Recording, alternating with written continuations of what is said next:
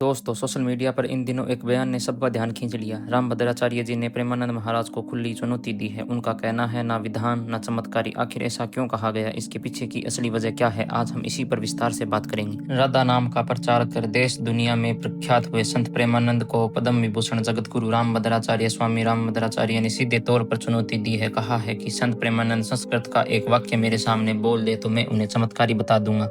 दिल्ली में एक पॉडकास्ट के एक साक्षात्कार में जगतगुरु स्वामी रामभद्राचार्य ने संत प्रेमानंद के बारे में सवाल किया है कि बिना किडनी के भी उनका जीवन चल रहा है।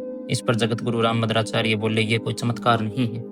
अगर चमत्कार है तो मैं संत प्रेमानंद को चैलेंज करता हूँ कि एक अक्षर मेरे सामने संस्कृत बोलकर दिखा दे या मेरे कहे संस्कृत शब्दों का अर्थ समझा दे। मैं खुलकर कह रहा हूँ कि वो मेरे बालक के समान है। कहा शास्त्र, जिसको आए वही चमत्कार है। किडनियों का तो उनका डायलिसिस होता रहता है, डायलिसिस पर ही वे जी रहे हैं। देश के सारे नामचीन लोग उनके पास पहुँचने के सवाल पर जगतगुरु ने कहा कि वृंदावन अयोध्या सब है, मैं प्रेमानंद से द्वेष नहीं रखता। वे मेरे बालक जैसे हैं, पर न तो वे विद्वान है, न साधक और न ही चमत्कारी। चमत्कार उसे कहते हैं जो शास्त्रीय चर्चा पर साझा हो। वे राधा वल्लभीय है। राधा सुनिधि का एक श्लोक भी वे ठीक से बता दे।